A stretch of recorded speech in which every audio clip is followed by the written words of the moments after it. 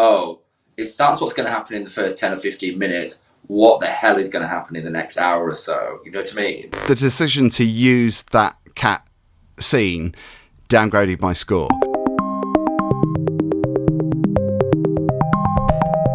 Welcome back, everybody, to Boys on Film, where we cast our critical eyes over the latest cinema and on-demand releases and invite you to join us as we talk about movies. I'm your host, Phil Marriott, and joining me is my co-host, someone who loves horror so much he's practically building a Jason Voorhees mask with paper mache and crayons. It's Sean Vickers. Hi, everyone. I hate horror. He made me watch another one. Under some guise that it was a psychological thriller. Oh, I don't know, let's talk about this one. Wasn't great with The Hangover, Phil. So the film is The Innocents. It's a psychological horror written and directed by Eskil Vogt, writer of the Academy and BAFTA, nominated the worst person in the world. The film launched to great critical acclaim at the Cannes Film Festival, and it's won loads of awards around the world as well, including the Sitges Film Festival. I mean, I basically got PTSD after this film, but yeah, we try and talk about it. It's basically set on a housing estate in Sweden, and it follows the story of 4 children, and I will call them children because they're all under the age, I think, of about 10 or 12, who, when they are together, they can invoke some kind of powers. And it's interesting to see how these 4 children, when they're together, invoke certain powers. Some are positive, and some are less so positive. And it follows the story of these 4 children, and it's quite real. It really is. It's certainly playtime that takes a dangerous turn. It is. There's a moment quite early on, as a cat lover, that really did get me, and I was like, I think I might turn this off. But I carried on pushing on through. I'm glad you mentioned that, because that was going to be the elephant in the room, or the cat in the room, is in this case. I have a lot to talk about that. As you would probably imagine, me being an animal lover, you are too. You have a cat. I don't have a cat. I have 2 cats. I have a so dog. That was a real moment. So you've got 2 sisters, and one of the sisters, I believe, is autistic. And then you have 2 neighbours, Ben and Aisha. And the 4 of them together form this kind of it's like The Craft, but for the kids, but more scary.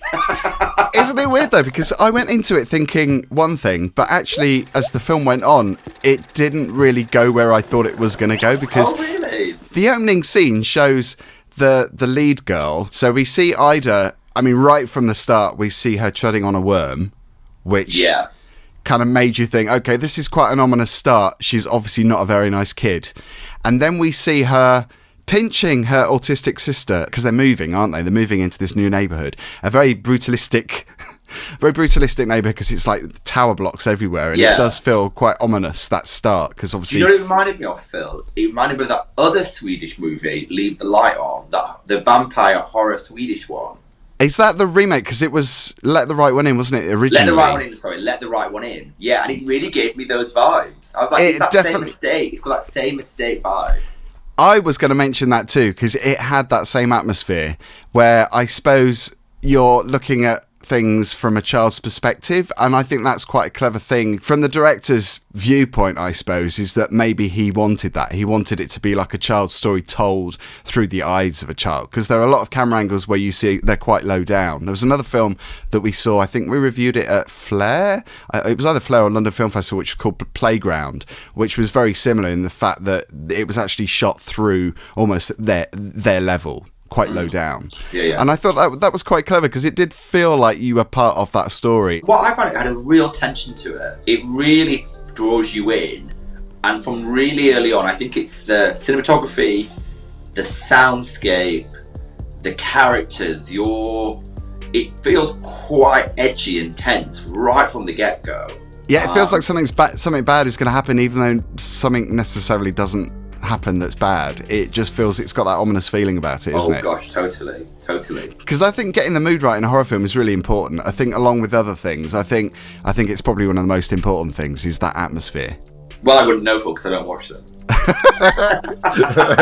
That's why I think it's quite funny asking you about this, because I suppose there are a lot of horrific things in this. It's quite a brooding horror film, though. It's not necessarily something that is violent, but we'll come on to the cat thing in a bit. Because I think there are quite clever things about this.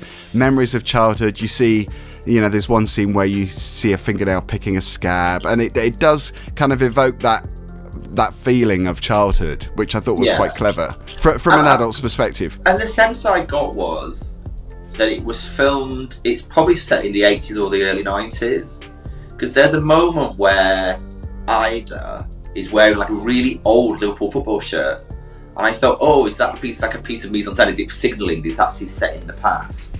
I never thought of that, actually. It feels quite timeless to me, but I didn't pick up on that detail. Yeah, I spotted it and thought, oh, that's a really old Liverpool football shirt. But yeah, and I actually found myself really rooting for certain characters. That's what I liked about it, which was, there was many moments where I was like, I can't watch this.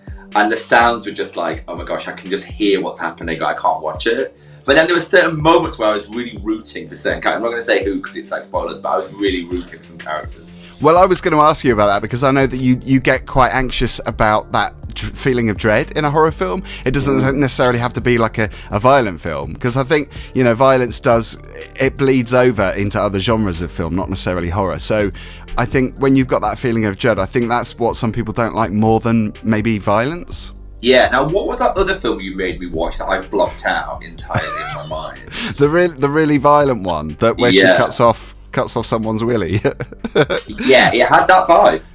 It had the same vibe for me, which was kind of like really stark, hyper-real brutality, where you're just like, oh, the camera's not going to move, it's just going to show you something really gross. It had that energy to it, which I'm always like, okay, yeah, there's no kidding around here with this movie. Okay, this is interesting because you know that I love horror. You know that I've seen a lot of horror films, and I love a lot of horror films. You know, we won't talk about which ones now because, you know, we've done that before. But this did actually make me feel quite sick. Well, I think there's that moment early on with the cat that kind of sets the tone. Because for me, that's the thing that put me on edge. Yeah. That's very true, because that happens really early. Okay, let's talk about it. That happens really early on, that cat scene. And if you are an animal lover or a cat lover, avoid this film. Well, of course I would say, because it made me really anxious. And it did spoil the mood for me, because I think we've seen this before, and it's a real bugbear of mine in horror films where they either kill a dog or a cat. It's usually a dog, because you usually see like the pet dog, and for some reason it's that rather than a cat. So I suppose it's different in the sense that it is a cat. But yeah, something quite nasty does happen. It's in the first 10 minutes? 15 minutes? Yeah. And suddenly you're like, oh, I'm confronted with this thing that's just so graphic and so brutal that I just spent probably about another 45 minutes afterwards just going, I probably need a cup of tea in a dark room. Yeah. And the film's just coming at you, and you're like, so I think maybe it's a device just to put you on edge, but it certainly worked for me. I was like, oh, if that's what's going to happen in the first 10 or 15 minutes, what the hell is going to happen in the next hour or so? You know what I mean? The decision to use that cat scene downgraded my score, because if that hadn't happened, the rest of the film, I thought it had so many great moments, and overall I think it was a really well made film. But I think it's a bit of a cheap trick to throw that animal cruelty in, because it's so obvious that as a nation of animal lovers, and I think all around the world, you know, we do love animals, and I think it's like, oh, what can we do that will really horrify and shock you? And it's that. I agree. It was not ideal for me on a gentle Sunday afternoon. I very nearly messaged you, actually, because I know you've got cats. We saw Tipsy in the last one when we spoke about Wake Up Punk. Okay. And I was going to warn you, but no, I thought, no, I'll just let him try and ride it out just to see what he thinks, because I wanted your honest reaction. I think it is a shame that the director did decide to use that scene. It disappointed me as much as it horrified me. And like I say, it's downgraded my score. Overall, then, did you think it was a good piece of filmmaking? Do you know what? If you remove the cat scene, which I think was, as you say, I don't think it was needed. I think it set a tone about some of the characters. I think that's why it was there. It was a device to describe how some of the characters operate. And I suppose it tells the story of mortality and what kids think of mortality, maybe, and how they question that and kind of toy with it almost. Yeah, of course. There's a sense of control and power there as well, and actually one of the characters that comes through even further as the plot comes through.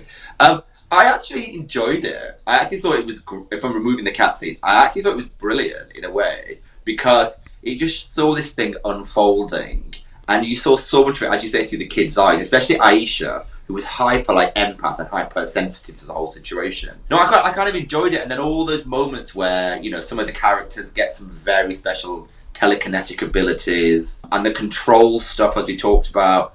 I actually thought that was great, you know, and so I think I actually really got into it. Although it is hypergraphic, I thought it was quite a good movie, and I thought it was put together really well.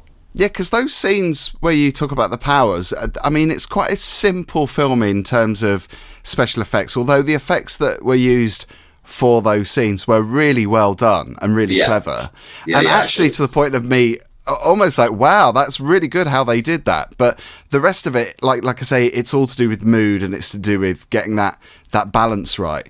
But the use of autism as well, I'm trying to work out if that was cleverly placed or not. I think it was, because I think there's something quite anxiety-inducing about not being able to communicate with somebody, or vice versa, back in return. Because obviously her sister couldn't verbalise. She couldn't actually speak to her family, and there's something about that puts me on edge. It's like, oh my god, if something terrible happens, her sister won't be able to vocalise anything. And there's an interesting trait between the two sisters, so between Ida and between Anna. Anna is slightly older, she has severe autism, and I feel like there's a jealousy from Ida, and that's partly why Ida is kind of so cruel to her. It's amazing how Anna connects with Aisha, and they have that bond, and in some way that brings Ida back into the circle in a way. So I think there's some really love touches, and just like the mother, the pure desperation of the mother, and then this kind of like moments of like sparks and glimmers of hope, I thought was amazing. So I think there was so much going on in this film. I actually really, really enjoyed it. As I say, this is the moment earlier on I'm going to talk about it, but I actually thought it was quite well put together. And isn't it interesting how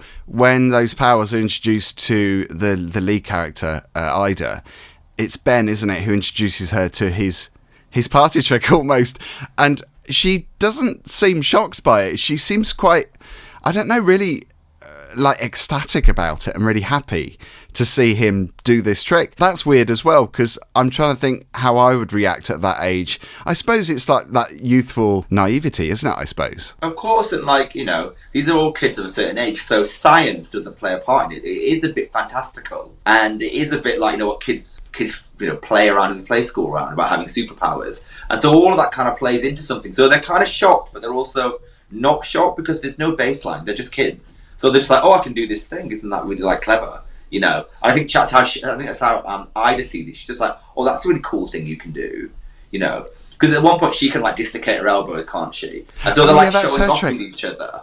And I think he's just like, well, you can do that and I can do this, and she's like, oh, cool. Like, it's not grounded in science because they're so young, so they're just a bit like, oh, that's major. The kids are brilliant as well, because we've spoken about this before, where I've said that kids in movies, it's a really difficult thing to believe in a kid's performance, I think, a lot of the time. But apparently the director spent 1.5 years trying to find these kids, so he's obviously, well researched. He really wanted that to be the main thing about this film. Is like it's an important thing, I think, to cast these kids. Yeah, and you know what, they are all standout, really. You know, in some ways, the parents, you don't see many of the parents, are kind of secondary because the kids are so well cast. And you have such a visceral reaction to each of them within halfway through the movie. Some of them you just detest, and some of them you're like cheering on. And I love that about it. Like, there's this real sense of good versus evil in this movie, and I quite like that.